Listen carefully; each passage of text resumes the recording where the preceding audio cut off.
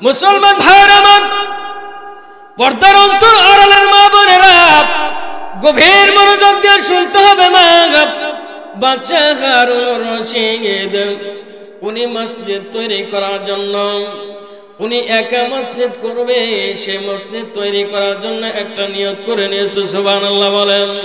আজকে আমাদের মসজিদ, আমরা মসজিদ তৈরি করেছি, কথা বলেন ঠিক কিনা?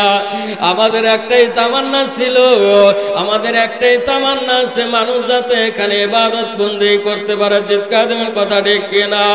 আজকে আমরা গোহাত্রার মানুষ, আজকে মসজিদ স্কুলের সামনে একটা সুন্দর মসজিদ তৈরি করে দিয়েছি, আমরা একমাত্র আল্লাহকে রাজি খুশি করার জন্য করেছি। চিৎকার দেবেন, কথা ঠিক কিনা? বাদশা হারুনুর রশিদ তিনি একাই মসজিদ করবে, একাই তার টাকা পয়সা সে জোগাড় করে একা মসজিদ করার নিয়ত করেছে। আমার এই মসজিদের মধ্যে কেউ জানে টাকা পয়সা না দেয়, আমি একলাই মসজিদে করব, একলাই আমি মসজিদ একাই বানাবো। এবার যখন মিস্ত্রিদেরকে ডাক দিয়ে জানা দিয়েছে, মিস্ত্রিরা তোমরা আমার এই মসজিদকে নির্মাণ শুরু করে দাও। এক পর্যায়ে দেখা গেল মসজিদ যখন নির্মাণ কাজ শুরু করে দিয়েছে, মসজিদ করতে করতে যখন শেষ হয়ে গেছে, আল্লাহর বান্দা বাদশা এই হারুনুর রশিদ ঘুমায় গেছে। ঘুমের মধ্যে স্বপ্নে দেখে আমার আল্লাহ পাক রব্বুল আলামিন এত খুশি হয়ে গেছে, এত পরিমাণ খুশি হয়ে গেছে। এই বাদশা হারুনুর রশিদকে ডাক দিয়ে বলেন, বাদশা হারুনুর রশিদকে স্বপ্নের মধ্যে আল্লাহ পাক রব্বুল আলামিন জান্নাতের মধ্যে নিয়ে ঘুরাইতেছে। আর তার ওই যে দুনিয়ার মধ্যে মসজিদ বানাইছিল, আমি একটা হাদিস পড়েছি, মান বানা লিল্লাহি মাসজিদান বানাল্লাহু লাহু বাইতান ফিল জান্নাহ। যারা দুনিয়ার ভিতরে, রাসূল সাল্লাল্লাহু আলাইহি সাল্লাম বলেন, যারা দুনিয়ার মধ্যে মসজিদ তৈরি করবে, অবশ্যই আমার আল্লাহ রব্বুল আলামিন জান্নাতের মধ্যে ঘর তৈরি করে দেবে। চিৎকার দিয়ে বলা যায় না সুবহানাল্লাহ? জান্নাতের মধ্যে তাদেরকে আমার আল্লাহ স্বর্ণের বাগান তৈরি করে দিবে, জান্নাতের মধ্যে আমার আল্লাহ স্বর্ণের ঘর তৈরি করে দেবে। বাদশা হারুনুর রশিদ যখন স্বপ্নের মধ্যে জান্নাতের মধ্যে গিয়ে দেখতেছে, ঘোরাঘুরি কইরা দেখে আমার সেই ওই মসজিদ এখানে আমি দেখতে পাইতেছি। চিৎকার দেবেন সুবহানাল্লাহ? সেই মসজিদ দেখতে পাইতেছি, আবার তার পাশে আরেকটা মসজিদ দেখা যায়, আরেকটা মসজিদও দেখা যায়। উনি গর্বিত হয়ে গেছে, তিনি আনন্দ বোধ করতেছে, আমি একটা মসজিদ দুনিয়ার মধ্যে করছিলাম, আর আল্লাহ পাক রব্বুল আলামিন আমাকে দুইটা মসজিদ দান করেছে। এরকম ভাবে যখন তিনি তার মধ্যে গর্ববোধ করতেছে, হঠাৎ করে যখন ঘুম থেকে জাগ্রত হয়ে গেছে, ঘুম থেকে জাগ্রত হওয়ার পর এইবার তিনি চিন্তা করতেছে, হায় রে হায়, আমার কি কপাল, আমি দুনিয়ার মধ্যে যেই মসজিদ তৈরি করেছিলাম, আমি জান্নাতের মধ্যে গিয়ে দেখলাম রাসূল সাল্লাল্লাহু আলাইহি সাল্লামের সেই হাদিস আল্লাহ পাক কবুল করেছে। চিৎকার দিয়ে বলা যায় না সুবহানাল্লাহ? তবে আমি পাশে যে আরেকটা মসজিদ দেখলাম, এটা কেমনে আসলো, কি জন্য ওই মসজিদটা হলো? আমার তো সাইটে মসজিদ আছে, আর একটা কেমনে হলো? এইবার তিনি চিন্তা করতেছে, আমার এই মসজিদ তৈরির সময় হয়তো কেউ দান করতে পারে। কথা বলেন ঠিক কিনা? কথাগুলো দিল দিয়ে বুঝবেন রে ভাইরা আমার, পর্দার অন্তর আড়ালের মা বোনেরা, টাঙ্গাইল জেলার যুবক ভাইরা, গভীর মনোযোগ দিয়ে শুনতে হবে। উনি চিন্তা করতেছে, হয়তো আমার এই মসজিদের মধ্যে হয়তো কেউ দান দেন করেছিল, আমার এই টাকার মধ্যে মসজিদ গড়ার মধ্যে কেউ সহযোগিতা করেছিল, হয়তো এই জন্যই আল্লাহ রব্বুল আলামিন তাকে পাশে আর একটা জান্নাতের মধ্যে ওই ঘর তৈরি করে দিয়েছে। উনি এরকম ভাবে পরিকল্পনার করার পর এবার মিস্ত্রিদেরকে ডাক দিয়ে জানা যায়, মিস্ত্রিরা তাড়াতাড়ি চলে আসো, আমার এই মসজিদ তৈরির সময় কে দান করেছিল, নাকি তোমরা দান করেছিলা? জলদি করে বলো, তোমরা তাড়াতাড়ি জলদি করে আমার সামনে পেশ করে দাও। কেন সে পাশে আরেকটা জান্নাত পাইলো, আরেকটা মসজিদ পাইলো। এবার ওই যে কাজের মিস্ত্রিরা ছিল, কাজের মিস্ত্রিদের মধ্যে একজন মিস্ত্রি ডাক দেয়া বলে, হুজুর আমি আমার বাড়ির মধ্যে যখন আমি কূপ খনন করতেছিলাম, আমার বাসার মধ্যে যখন আমি কূপ খনন করতেছি, কিতাবের মধ্যে আসছে কূপ খনন করতে করতে এক পর্যায়ে দেখা গেল হুজুর আপনার এই মসজিদের মতন, আপনার এই মসজিদের যে টাইলস গুলো লাগাইছেন, যেই পাথর গুলো লাগাইছেন, এই পাথর গুলো আমার ওই কূপ থেকে আমি দেখতে পাইলাম, 3টা পাথর আমি দেখতে পাইলাম হুজুর, একই রঙের, একই চেহারার কালার। চিৎকার দিয়ে বলা যায় না সুবহানাল্লাহ। তখন আমি ভাবলাম যে এই মসজিদের মধ্যে বাদশা হারুনুর রশিদ উনি তো কিছুই দিতে বলে নাই, টাকা দান করতে বলে নাই, কোনো জিনিস দান করতে বলে নাই। তবে উনি যদি দেখতে পারে, যদি উনি জানতে পারে, তাহলে তো সমস্যা হয়ে যাবে। তবে যেই পাথরগুলো দিলাম, এই পাথরের কালার আর ওই বাদশার মসজিদের ওই পাথরের কালার একই দেখা যায়। তবে আমি এই রাত্রির মধ্যে গেঁথে দিলাম, আল্লাহ পাক যেন এই রাত্রের দান খানা কবুল করে ওই জান্নাতের মধ্যে একটা ঘর তৈরি করে দেয়। চিৎকার দিয়ে বলা যায় না সুবহানাল্লাহ। রাত্রের দান কত বড় একটা দামি কথা, বলেন ঠিক কিনা? এবার বাদশা হারুনুর রশিদকে ওই মিস্ত্রি ডাক দেয়া জানা দিতেছে। ওই মিস্ত্রি ডাক দেয়া বলে, হুজুর আমার ওই 3টা পাথর দিয়েছিলাম, আমার ওই 3টা পাথর দিয়ে আপনার মসজিদের মধ্যে নির্মাণের কাজে ব্যবহার করেছিলাম। এই যে এবার ওই বাদশা হারুনুর রশিদ ডাক দেয়া জানা দিতেছে, যুবক রে, ও মিস্ত্রি রে, আমি এটাই দেখলাম পাশে আল্লাহ পাক একটা জান্নাতের ঘর তোর জন্য রেখে দিয়েছে। চিৎকার দিয়ে বলা যায় না সুবহানাল্লাহ। তাহলে মসজিদের দাম আছে না নাই? আর একটু যখন আছে না নাই? এই মসজিদের জন্য যারা মেহনত করবে তাদের দাম আছে না নাই? আমরা এখান থেকে শিক্ষা নেব রে ভাই। দেখেন ওই মিস্ত্রি তার মসজিদের ঘরের মধ্যে, ওই মসজিদের মধ্যে ওই পাথর দেওয়ার কারণে আল্লাহ কিন্তু খুশি হয়ে গেছে, আল্লাহ সন্তুষ্ট হয়ে গেছে, আল্লাহ রাজি হয়ে গেছে, বান্দাকে আরেকটা ঘর দিয়েছে।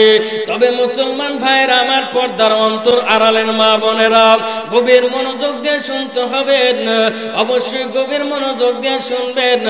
আপনাদের এই গোহাত্রা মসজিদের জন্য, এই মসজিদ আপনারা তৈরি করেছেন, মসজিদ বানাইছেন, এই মসজিদের জন্য যারা সহযোগিতা করতে থাকবে, অবশ্যই আমার আল্লাহ রব্বুল আলামিন ওই হাদিসের ভাষায় জান্নাত, অবশ্যই জান্নাতের মধ্যে ঘর তৈরি করবেন। চিৎকার দিয়ে বলা যায় না সুবহানাল্লাহ। আপনারা আবার এটা ভাবেন না হুজুর এখন কালেকশনের মধ্যে যাব, না না না, আমি এখনই কালেকশনের মধ্যে যাব না। আমার মূল পয়েন্টের মধ্যে, মূল আলোচনার মধ্যে অবশ্যই আপনাদেরকে শোনাবো। আলোচনা না শুনে আমি কোনোদিন কালেকশনের মধ্যে যাই না রে বাবা। এ বাবা, ও টাঙ্গাইল জেলার মা বোনেরা, গভীর মনোযোগ দিয়ে শুনতে হবে মা। আমি আয়াতে কারিমা অবশ্যই তেলাওয়াত করেছি, আপনাদের মধ্যে 4টা আয়াত তেলাওয়াত করা হয়েছে। 1 নম্বর আয়াত তেলাওয়াত করেছি, আফা হাসিবতুম আন্নামা খালাকনাকুম আবাসা। আমার আল্লাহ পাক রব্বুল আলামিন জানা দেয় বান্দারে, দুনিয়ার ভিতরে মানুষদেরকে, বান্দাদেরকে এমনি অনর্থক ভাবে বানাই নাই, একটা কাজের জন্য বানাইছি। কিসের জন্য? আর একটু জোরে কোন, কিসের জন্য? এই যে মাইক সার্ভিস বানাইছে একটা কাজের জন্য, কথা বলেন ঠিক কিনা? এখন এই মাইক যদি ডিস্টার্ব করে আপনারা গালি দিবেন কি দিবেন না? গালি দিবে, বকা দিয়ে ব্যবসায় লস করে দিবে। কথা বলেন ঠিক কিনা? অনেক বক্তারা দেখা যায় মাহফিলে এসে যদি মাইক ঠিক না হয় এমন বকা দেয়, দেখা যায় মাইক আলার ব্যবসায় একবার শেষ করে দেয়, লাল বাতি জ্বলা দেয়। কথা বলেন ঠিক কিনা? তবে আলহামদুলিল্লাহ আজকের মাইক ভালো আছে, আলহামদুলিল্লাহ। আপাতত আমি আলোচনা করে জোর পাইতেছি, টাঙ্গাইল জেলার যতগুলো প্রোগ্রাম করি সব মাইকগুলোতে কথা বলে আরাম পাই, একটু জবান খুলে বলেন আলহামদুলিল্লাহ। তো মুআজ্জাজ মুহতারাম হাজিরিন, এই যে মাইক বানাইছে কিসের জন্য? কাজের জন্য। কারণ এই মাইকটা যদি ভালো না হয় দেখা যাবে কুমটির লোক বলবে এই কি মাইক নিয়ে আসছো, আম মানুষ বলবে কি মাইক নিয়ে আসছো, টাকা দিয়ে কিনে এসো নাই। কথা বলেন ঠিক কিনা? আর একজন বলবে যে এটা এরকম তো হতেই পারে, কারণ ইলেকট্রনিক জিনিস বন্ধ হতেই পারে। এখন এইভাবে দুই দলের মধ্যে এমন মারামারি লাগে যাবে, শেষ পর্যায়ে দেখা যাবে একজনের দাঁত মুখ ফেটে গেছে। কথা বলেন ঠিক কিনা? এখন শেষ পর্যায়ে যাবে বিচার কার কাছে? চেয়ারম্যান সাহেবের কাছে। কথা বলেন ঠিক কিনা? এখনকার চেয়ারম্যানের তো আর মূল্য নাই। কথা বলেন ঠিক কিনা? আর বিচারও যাবে না। তো মুআজ্জাজ মুহতারাম হাজিরিন, তো আসুন ওই চেয়ারম্যান সাহেবের কাছে বিচার যাবে। এবার চেয়ারম্যান সাহেব ডাক দিয়ে বলবে কি সমস্যা হয়েছিল? বলবে গোহাতরা এই মাহফিলের মধ্যে মাইক নষ্ট হওয়ার কারণে আজকে এই মারামারি দ্বন্দ্ব হয়ে আজকে এরকম অবস্থা হয়ে গেছে। আসলে তো মূলত ওই চেয়ারম্যান সাহেব ডাক দিয়ে বলবে এই মাইকটা ভালো ছিল না। কথা বলেন ঠিক কিনা? উদ্দেশ্য ছিল মাইক কথা বলা ভালোর জন্য, সার্ভিস ভালোর জন্য, কিন্তু সার্ভিস ভালো হয় নাই, এজন্য মারামারি হয়েছে। কথা বলেন ঠিক কিনা? আল্লাহ পাক জানা যায় বান্দারে তোমাদেরকে আমি আল্লাহ পাক দুনিয়ার মধ্যে একটা কাজের জন্য বানাইছি। কিসের জন্য? কাজের জন্য। তবে এই কাজ যদি না করে বান্দা যদি দুনিয়ার মধ্যে শয়তানের পামে পড়ে আজকে বিভিন্ন জায়গায় গুনাহ করে, তাহলে কার দোষ হবে? আল্লাহর দোষ হবে না তার দোষ হবে? বান্দার দোষ হবে। কথা বলেন ঠিক কিনা? বান্দার দোষ হয়ে যাবে, আল্লাহর দোষ হবে না। কথা বলেন ঠিক কিনা? তবে বান্দাকে বানাইছিল কাজের জন্য। একটু চিৎকার দেবেন কথা ঠিক কিনা? মুসলমান ভাইরা আমার, আল্লাহ পাক রব্বুল আলামিন জানা দেয় বান্দারে ওয়া মা খালাকাতুল জিন্না ওয়াল ইনসা ইল্লা লিয়াবুদুন। আর একটু জোরে কান আল্লাহু আকবার। আল্লাহ রাব্বুল আলামিন জানা দেয় বান্দারে সেই কাজটা হলো কি? আমি আল্লাহ পাক রব্বুল আলামিন মানুষ এবং জিন জাতিকে নিশ্চয়ই দুনিয়ার ভিতরে আমি আল্লাহ পাক রব্বুল আলামিন মানুষ এবং জিন জাতিকে আমি আল্লাহর গোলামি করার জন্য বানাইছি। চিৎকার দিয়ে বলা যায় না সুবহানাল্লাহ?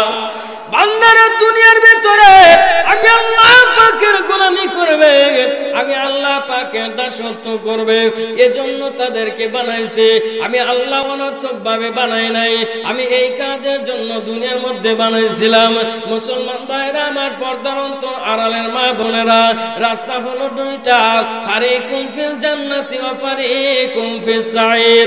আল্লাহ রাব্বুল আলামিন জানা দেয় বান্দারে যেই বান্দাগুলো ভালো পথে চলবে উলাইকা হিজবুল্লাহ, যারা দুনিয়ার ভিতরে আল্লাহর দলের লোক হয়ে চলবে, উলাইকা হিজবুশ শয়তান, অবশ্যই যারা দুনিয়ার মধ্যে খারাপ পথে চলবে, যারা শয়তানের ধোঁকায় পড়ে চলবে, অবশ্যই এরা জাহান্নামের রাস্তার দিকে চলে যাবে। চিৎকার দিয়ে বলা যায় না নাউজুবিল্লাহ?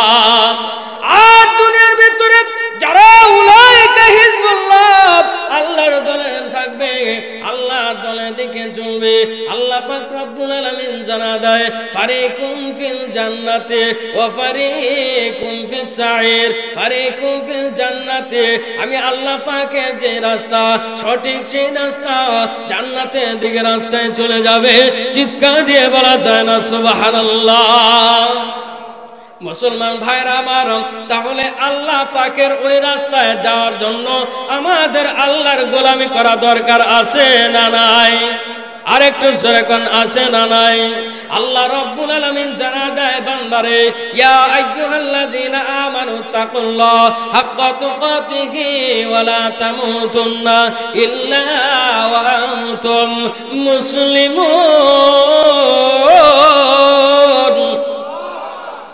আল্লাহ পাক রব্বুল আলামিন জানা দেয় বান্দারে যেই বান্দাগুলো দুনিয়ার মধ্যে আমি আল্লাহকে ভয় করবে, যেই বান্দাগুলো আমি আল্লাহর দাসত্ব করবে, যেই বান্দাগুলো আমি আল্লাহকে ভয় করার মতন ভয় করবে এবং প্রকৃত মুসলমান হবে, প্রকৃত মুমিন হবে, অবশ্যই প্রকৃত যারা মুসলমান হয়ে যাবে, আমি আল্লাহ পাক রব্বুল আলামিন তাদের জন্য জান্নাতের দিকে রাস্তা খুলে দেই। চিৎকার দিয়ে বলা যায় না সুবহানাল্লাহ। মুমিন হওয়ার চেয়ে মুসলমান হওয়া কঠিন, কথা বলেন ঠিক কিনা? মুমিন হওয়া সহজ আছে কিন্তু মুসলমান হওয়া কঠিন আছে, কথা বলেন ঠিক কিনা? এখন বলতে পারেন হুজুর আমরা তো মুসলমান, আগা কাটা মুসলমান, কথা বলেন ঠিক কিনা? গরু খাওয়া মুসলমান, এই মুসলমানের মুসলমানিত্ব দিয়ে জান্নাত পাওয়া যাবে না, কথা বলেন ঠিক কিনা? আজকে আমরা মুসলমানের নাম লেবাস নিয়ে বিভিন্ন জায়গার মধ্যে ইসলামের ব্যঙ্গ করে কথা বলতেছি, কথা বলেন ঠিক কিনা? কোরআনের বিরোধিতা করতেছি, ওলামায়ে কেরামের বিরোধিতা করতেছি, কথা বলেন ঠিক কিনা? কিসের মুসলমান হলেন?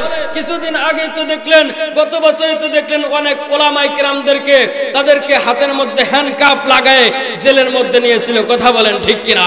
একটা মুসলমান, কথা বলেন ঠিক কিনা? এই মুসলমানরাই কিসের তুমি মুসলমান হইলা? এজন্য মুসলমান হওয়া কঠিন, মুমিন হওয়া সহজ, কথা বলেন ঠিক কিনা? নাহলে হুজুরকে জিজ্ঞেস করে দেখেন, মুসলমান হওয়া কঠিন আছে কারণ তুমি আগা কেটেছো, মুসলমানের ঘরে জন্ম নিয়েছো, এজন্য মুসলমান না, কখনো সম্ভব না। মুসলমান হতে গেলে একমাত্র ভয় করতে হবে কাকে?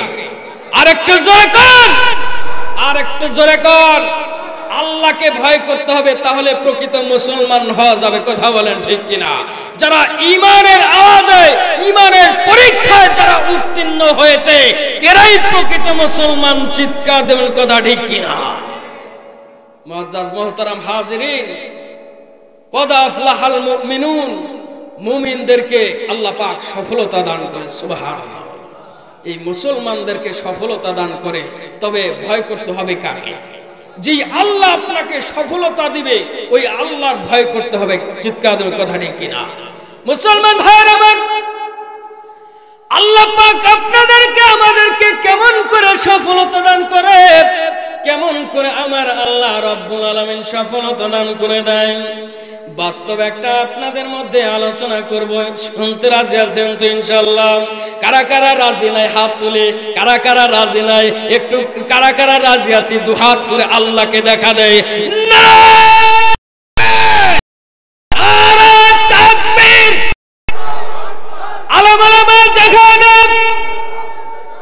কোরআন হাদিস যেখানে নামাজ, মাশাআল্লাহ, আলহামদুলিল্লাহ।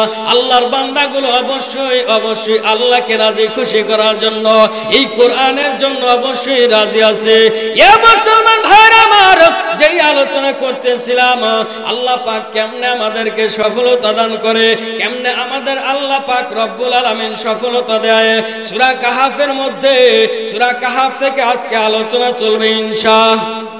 তাফসিরে জালালাইন শরীফের মধ্যে, জালালাইন শরীফের মধ্যে ইমাম জালালউদ্দিন সৈয়দী রাহমাতুল্লাহ আলাইহি উনি লেখেন, আমার ওস্তাদ এই যে মাথার মুকুট বসে আছেন উনি অবশ্যই জানেন, উনি ছাত্রদের মধ্যে পড়াইছেন। ইমাম জালালউদ্দিন সৈয়দী রাহমাতুল্লাহ আলাইহি সুন্দর করে লিখে দিয়েছে, এমন একটা ইতিহাস দুনিয়ার মধ্যে গড়েছে, এমন একটা ইতিহাস ভাইরাল হয়ে গেছে। আজকে দুনিয়ার মধ্যে ভাইরাল বক্তা আছে না নাই? আর একটু জোরে কোন আছে না নাই? আপনাদের কষ্ট হচ্ছে? ভাইরাল বক্তা আছে, কথা বলেন ঠিক কিনা? আজকে যদি আমি ভাইরাল হইতাম আজকে এই জায়গার মধ্যে মানুষের অভাব হতো না, কথা বলেন ঠিক কিনা? আজকে যদি হাফিজুর রহমান সিদ্দিকী আসতো মানুষের অভাব হতো না, প্রচুর পরিমাণ মানুষ হতো। খালেদ শরীয়তপুরি আসলে মানুষ হতো। আল্লামা সাইদী রাহমাতুল্লাহ আলাইহি উনি দুনিয়ার মধ্যে দিয়ে কবরের মধ্যে চলে গেছে, যদি জিন্দা দুনিয়ার মধ্যে বেঁচে থাকতো, যদি এই জায়গায় থাকতো, এই জায়গায় আসতো হাজার হাজার লক্ষ লক্ষ লক্ষ মানুষ হতো, কথা বলেন ঠিক কিনা? এমন একজন পরিচিত মানুষ যারা দুনিয়াতে চলে গেছে, আবার দুনিয়ার মধ্যে অনেকেই আছে যেরকম ভাইরাল হয়ে গেছে।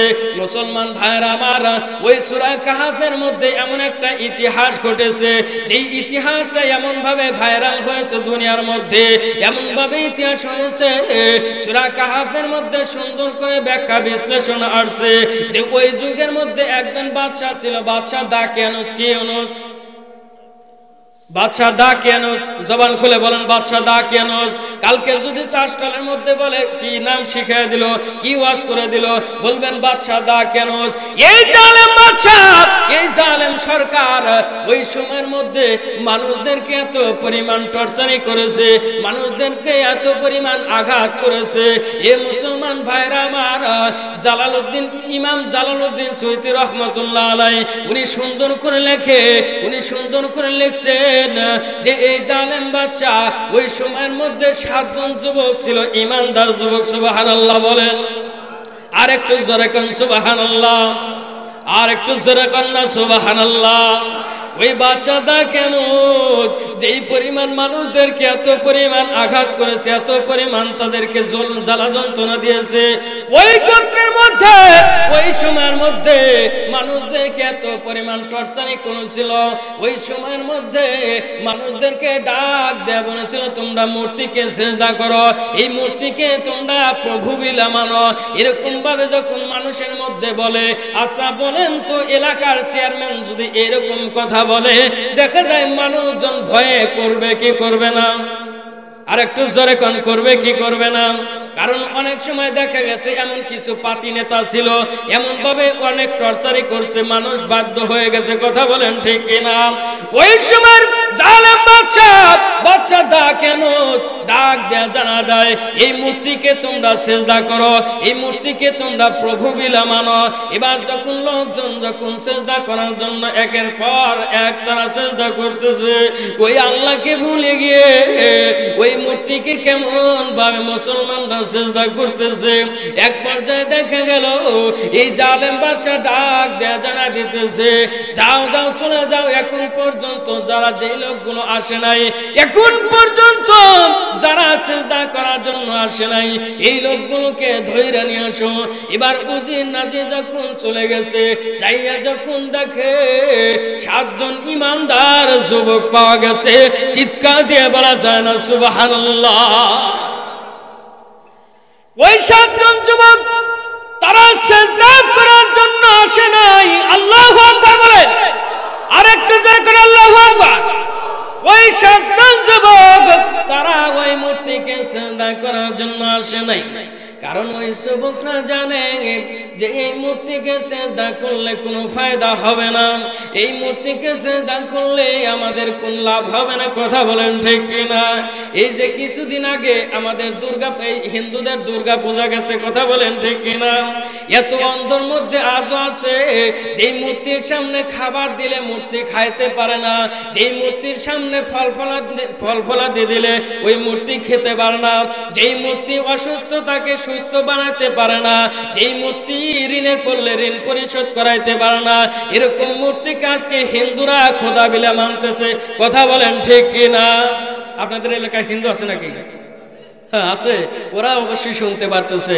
মুসলমান ভাইরা আমার, ও পর্দার অন্তরালের মা বোনেরা, ওই 10 হাতালা মূর্তি, 5 হাতালা মূর্তি, কালে বিভিন্ন রকমের নাম রাখছে। মুসলমান ভাইরা আমার, পর্দার অন্তর আড়ালের মা বোনেরা গভীর মনোযোগ দিয়ে শুনবেন। ওই বাদশাটা কেন ডাক দেয়া জানা দেয় মূর্তিকে সিজদা করা, ওই মূর্তিকে অনেক মানুষ সিজদা করতেছে। এক পর্যায়ে ওই 7 জন যুবক সিজদা করে নাই। 7 জন যুবককে যখন ওই দরবারের মধ্যে ধইরা নিয়ে আসে, নিয়ে আসার পর ডাক দেয়া জানা দেয়, ও 7 জন যুবক, কেন তোমরা সিজদা করলে না? কেন তোমরা পর্যন্ত সিজদা করলে না? 7 জন যুবক এক বাক্যে এক ঈমানের আওয়াজে ডাক দেয়া বলতেছে, জালেম বাদশা, আমাদের জীবন চলে যাবে যাক, কিন্তু ওই মূর্তিকে আমরা সিজদা করব না। চিৎকার মেরে বলেন আল্লাহু আকবার। ওই মূর্তিকে সিজদা করব না যেই মূর্তি আমাদের জন্য সহযোগিতা করে না, যেই মূর্তি আমাদের জন্য সহযোগিতা করবে না, আমরা একমাত্র ওই আল্লাহর উপর সিজদা করব, ওই আল্লাহর কদমে আমরা সিজদা করব যিনি আমাদেরকে সৃষ্টি করেছেন, যিনি আমাদের রিজিক দাতা। চিৎকার দিয়ে বলা যায় না সুবহানাল্লাহ। এবার সাতজন যুবক ওই জালেম বাদশা যাকে নুসকে ডাক দিয়ে জানা দেয়, বাদশা রে আমাদের জীবন চলে যাবে যাক, কিন্তু ওই মূর্তিকে আমরা সিজদা করব না। এইবার জালেম বাদশা ডাক দিয়ে জানা দিতেছে, এদেরকে এইভাবে বললে তো হবে না, এরা এইভাবে কথা শুনবে না, এদের মা বাবাদেরকে ডাইকে নিয়ে আসো। এবার সাতজন যুবকের মা বাবাদেরকে যখন ডাইকে নিয়ে আসে, নিয়ে আসার পর এইবার ডাক দিয়ে বলতেছে, মা বাবাকে ডাক দিয়ে বলতেছে, ও সাতজন যুবকের মা বাবা, তোমরা তাড়াতাড়ি সন্তানদেরকে নিয়ে বাসার মধ্যে নিয়ে যে সুন্দরভাবে খাওয়ায় ভালো মন্দ পরে তাড়াতাড়ি তোমরা আমাদের দলে নিয়ে আসার জন্য বলো, নইলে তোমাদের জীবন থাকবে না। এবার সাতজন যুবকের মা বাবা ওই বাসার মধ্যে যাওয়ার পর এইবার ডাক দেয়া জানা দিতেছে, সন্তান রে আমাদের জীবন তো থাকবে না, আমাদের দুনিয়া থেকে চলে যেতে হবে, তার নইলে তাড়াতাড়ি তোরা সিজদা কর, নইলে জীবন থাকবে না। এবার সাতজন যুবক ডাক দিয়ে জানা দিতেছে, মা ও গো মা, আমরা ওই আল্লাহকে ভালোবাসি, ওই আল্লাহকে ছাড়া কাউকে আমরা সিজদা দিতে রাজি না। চিৎকার দিয়ে বলা যায় না সুবহানাল্লাহ। সিজদার মালিক কে? সিজদার মালিক হলো আল্লাহ। কথা বলেন ঠিক কিনা? মানুষ কোনোদিন সিজদার মালিক হতে পারে না। আজকে দুনিয়ার মধ্যে ভণ্ড পীর আছে না নাই? অনেক ভণ্ড পীররা আজকে খানকা খুলে বসে আছে। অনেক মহিলারা, অনেক মা বোনেরা, অনেক যুবতীরা, অনেক যুবকরা, বৃদ্ধরা আজকে যে সেখানে সিজদা করতেছে। কথা বলেন ঠিক কিনা? আজকে আমরা আল্লাহর পায়ে সিজদা না করে আজকে পীরের পায়ে সিজদা করতেছি। নাউজুবিল্লাহ বলে শিরকি করতেছি, আল্লাহর সাথে শিরক করা হচ্ছে। আল্লাহ বলছেন, বান্দা মসজিদে গিয়ে তোমরা সিজদা লুটে যাও, সিজদায় পড়ে যাও। আজকে মসজিদ বাদ দিয়ে পীরের বাবার দরবারে আমরা যা সিজদা করতেছি। নাউজুবিল্লাহ। এইবার সাতজন যুবকের মা বাবা যখন এরকম আল্লাহ বিরোধী কথা, আল্লাহ বিরোধী, ইসলাম বিরোধী ভুলে যেতে পারি, কিন্তু আল্লাহকে ভুলে নাই। চিৎকার সুবহানাল্লাহ সুবহানাল্লাহ। এরকম দুনিয়ার মধ্যে মা বাবা আছে না নাই? অনেক সন্তানগুলো ফজরের নামাজ পড়তে চায়, যে মা ডাক দিও, আমরা ফজর নামাজ পড়বো। মসজিদ থেকে কত সুন্দর আজান আসছে, হাইয়া আলাস সালাহ,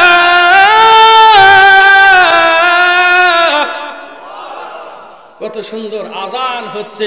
মা ফজরের সময় আমারে ডাক দিও, আমি একটু মসজিদে গিয়ে আল্লাহর সিজদা করবো। সুবহানাল্লাহ। অনেক মা বোনেরা কি বলে জানেন?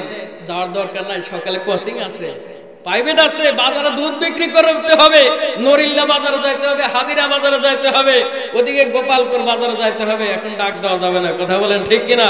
এরকম সর্বনাশা মা বাবা আছে না নাই? আপনাদের এলাকায় মনে হয় নাই? ভালো, সবাই ভালো, আলহামদুলিল্লাহ বলো।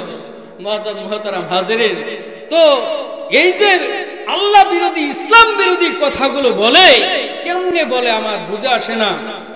সাদ ইবনে আবি ওয়াক্কাস নামে সাহাবী ছিল। কি সাহাবী? সাদ ইবনে আবি ওয়াক্কাস। এরকম একটা সাহাবী ছিল, যে সাহাবী প্রত্যেকদিন নবীজির দরবারে যায়। সুবহানাল্লাহ বলেন। আর একটু জোরে কোন। একটু সামনের দিকে আগে আসলে ভালো হয়, পিছনে বাইরে অনেক মানুষ হয়েছে। একটু জিকির করি লা ইলাহা, বরকত করি ভাই, একটু সামনের দিকে অগ্রসর হয় মেহেরবানি করে, কোরআনের বরকতে ভাই এগিয়ে আসেন। জবান খুলে লা ইলাহা ইল্লাল্লাহ, লা ইলাহা, মহব্বতে ভাই কোরআনকে ভালোবাসবেন না? কোরআনকে যারা ভালোবাসেন একটু সামনের দিকে অগ্রসর হন ভাই। হ্যাঁ, সামনের দিকে, শয়তানের ধোকায় না পড়ি। অনেকেই চিন্তা করতেছে হুজুরের আলোচনা ভালো হবে কি হবে না, হবে কি হবে না। যদি ভালো হয়, কণ্ঠ ভালো হয় তাহলে থাকবো, নইলে ওই গেট দিয়ে কাছেই বসছি চলে যাবো, এরকম নিয়ত করে বসে। কথা বলেন ঠিক কিনা? হ্যাঁ, জবান খুলে জিকির করি লা ইলাহা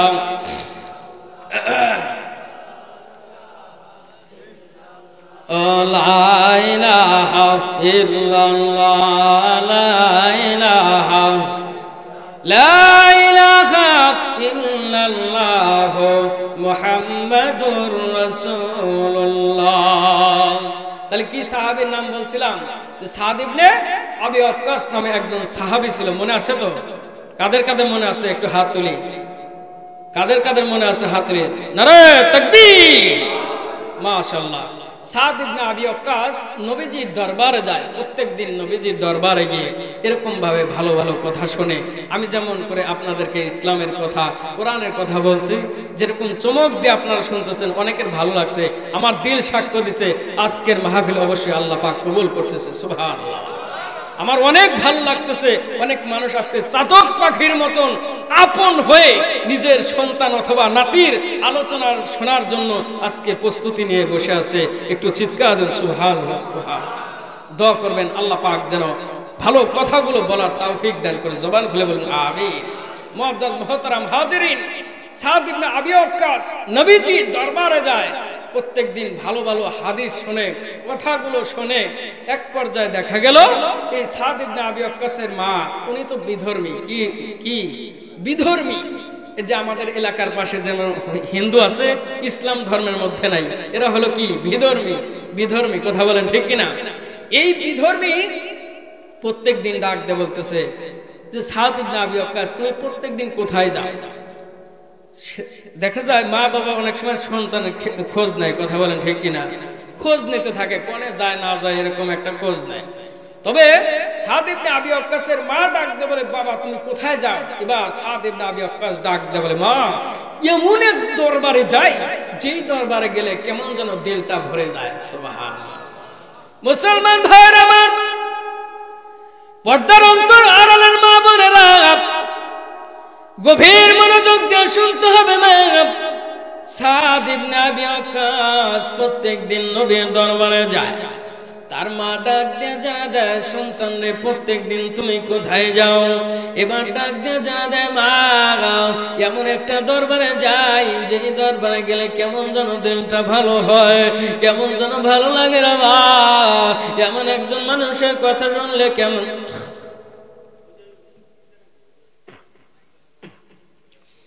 যেন আমার ভালো লাগে। ও মা, ওই দরবারে তুমি নিষেধ করিও না মা। এবার সাদ ইবনে আবি ওয়াক্কাসের মা ডাক দিয়ে জানা দেয় আমি বুঝতে পেরেছি তুমি হয়তো ওই মুহাম্মাদের দরবারে যাও। চিৎকার দিয়ে বলা যায় না সুবহানাল্লাহ? ওই মুহাম্মাদের দরবারে তুমি প্রত্যেক দিন যাও, কারণ আমি জানি এই মুহাম্মদ মানুষের মধ্যে কালেমার দাওয়াত দেয়। সুবহানাল্লাহ বলেন।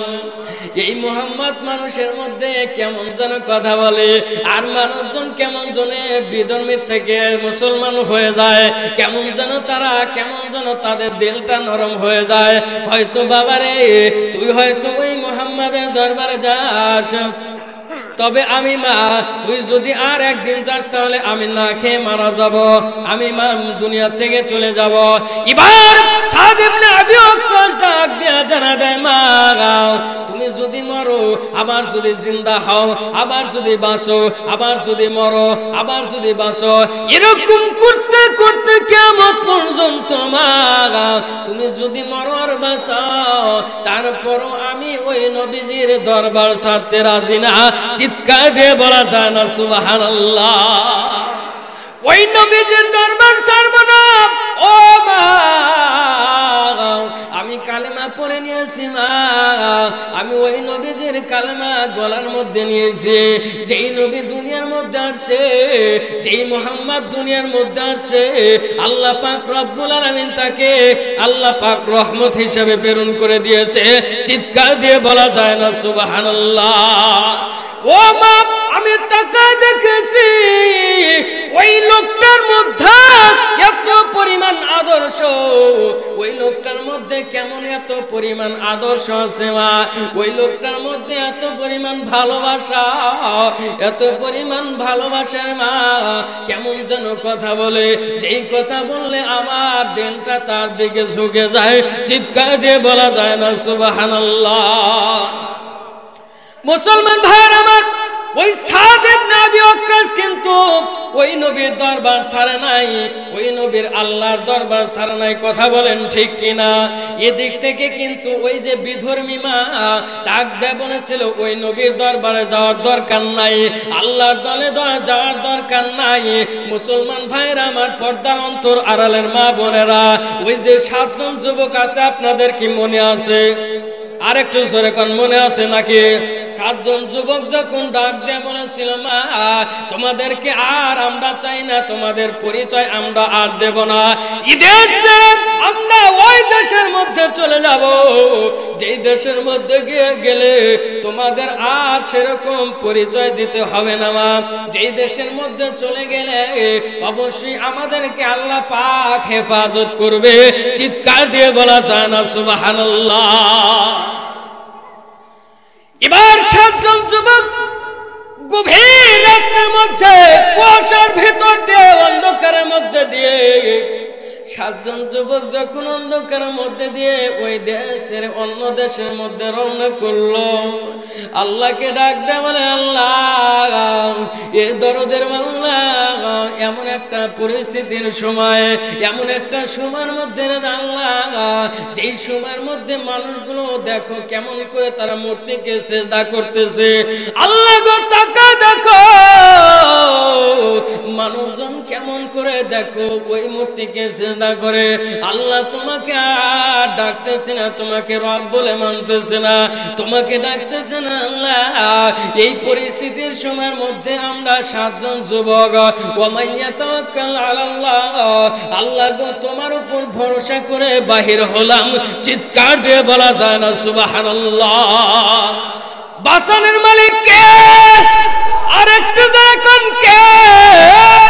বাঁচানোর মালিক আল্লাহ, হায়াতের মালিক কে? হায়াতের মালিক আল্লাহ। কথা বলেন ঠিক কিনা? আল্লাহ পাক অবশ্যই হেফাজত করার মালিক। ইন্না নাহনু নাযালনা যিকরা ওয়া ইন্না লাহু লাহাফিজুন। আল্লাহ রাব্বুল আলামিন অবশ্যই হেফাজতকারী। কথা বলেন ঠিক কিনা? আল্লাহ পাক বলেছেন, বান্দারে দুনিয়ার মধ্যে কোরআন আমি দিয়েছি, ওই কোরআন আমি হেফাজতকারী। চিৎকার দিন সুবহানাল্লাহ। মুসলমান ভাইরা আমার, যারা কোরআনের স্পর্শ থেকে কোরআনকে ভালোবেসে যারা চলবে, অবশ্যই এদেরকেও আমার আল্লাহ হেফাজত করবে। চিৎকার দিয়ে বলা যায় না কথা ঠিক কিনা? 7 জন যুবক ওই যে গভীর অন্ধকারের মধ্যে দিয়ে আল্লাহকে ডাকার জন্য, আল্লাহকে পাওয়ার জন্য গভীর রাত্রের মধ্যে দিয়ে ওই 7 জন যুবক রওনা করে দিয়েছে। 7 জন যুবক যায় আর আল্লাহর কাছে ডাক দেয়া, বলে আল্লাহ রে, তুমি তো আমাদের রিজিকের মালিক, তুমি তো আমাদের সৃষ্টিকর্তা, তুমি তো আমাদের হায়াতদাতা। আল্লাহ গো, আমরা এই জালেমের সময়, এই জালেম বাদশার মধ্যে আমরা তোমাকে ডাকতে পারলাম না, তোমাকে স্মরণ করতে পারলাম না। আল্লাহ যদি এই সময়ের মধ্যে আল্লাহ গো যদি তোমাকে স্মরণ করে, তাহলে আমাদেরকে দুনিয়া থেকে উদ্ঘাত করে দেবে। আল্লাহ তোমাকে আর ডাকতে পারবো না, তোমাকে আর প্রভু বলে মানতে পারবো না। তবে আল্লাহ আমরা যাচ্ছি, তুমি আমাদেরকে হেফাজত করিও। চিৎকার দিয়ে বলা যায় না সুবহানাল্লাহ? 7 জন যুবক রওনা করে দিয়েছে। ওই 7 জন যুবকের সাথে একটা ইমানদার কুকুর রওনা করে দিয়েছে। সুবহানাল্লাহ। জালালউদ্দিন সুয়ুতী রাহমাতুল্লাহ আলাইহি উনি সুন্দর করে লিখে দিয়েছে, ব্যাখ্যা বিশ্লেষণ করেছে। সূরা কাহাফের মধ্যে সুন্দর করে ব্যাখ্যা আছে। ওই একটা ইমানদার কুকুর রওনা করে দিয়েছে। আমরা অনেক সময় চাষটলের মধ্যে কিংবা বাড়িতে বসে কিংবা বিভিন্ন জায়গার মধ্যে বসে বসে অনেক সময় গল্পের মধ্যে বলি, কুকুরও জান্নাতে যাবে, এরকম বলি কি বলি না? এ টাঙ্গাইলের মুসলমান বলি কি বলি না? অনেক সময় বলি আমরা, ওই কুকুরও জান্নাতের মধ্যে যাবে। তবে খেয়াল করুন, আজকে আলোচনার দিকে অবশ্যই তাকায় থাকেন আর শোনেন। দেখেন এই ইমানদার কুকুর, এই কুকুরটা আল্লাহর কাছে এমন ভাবে প্রার্থনা করে দিয়েছে, আল্লাহ এই 7 জন যুবক তারা তোমার উপর ঈমান এনেছে, আল্লাহ গো আমি কুকুর তাদের সাথেও ঈমান আনলাম। চিৎকার দিয়ে বলা যায় না সুবহানাল্লাহ? কারণ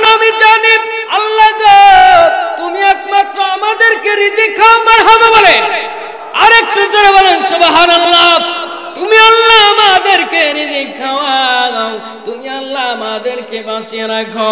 এর দরদে আল্লাহ, আল্লাহ গো তোমার উপর ঈমান এর জন্য নিয়ে আসলাম। ওই 7 জন যুবক যদি ঈমান আনতে পারে তাহলে আমি কুকুর এজন্য নিয়ে আসলাম। ওই 7 জন যুবক যেই জায়গার মধ্যে অবস্থান করবে আমি কুকুর তাদেরকে পাহারা দেওয়ার জন্য আমি রেডি হয়ে যাব। চিৎকার দিয়ে বলা যায় না সুবহানাল্লাহ।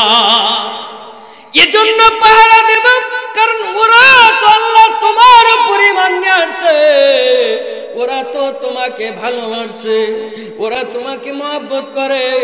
আমি কুকুর, আমি অবশ্যই এদেরকে পাহারা দেব, কারণ যে জায়গার মধ্যে অবস্থান করবে হয়তো ওই জায়গার মধ্যে দিয়ে হয়তো জালেম বাদশার লোক যাইতে পারে। কথা বলেন ঠিক কিনা?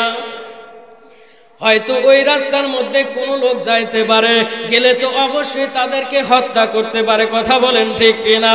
এবার 7 জন যুবক যখন রওনা করে দিয়ে যখন যাইয়া দেখে একটা জঙ্গল, একটা বিশাল জঙ্গলের পাহাড় দেখা যায়, ওই জঙ্গলের কিনারায় যাইয়া দেখে একটা গুহা, একটা গর্ত দেখা যায়।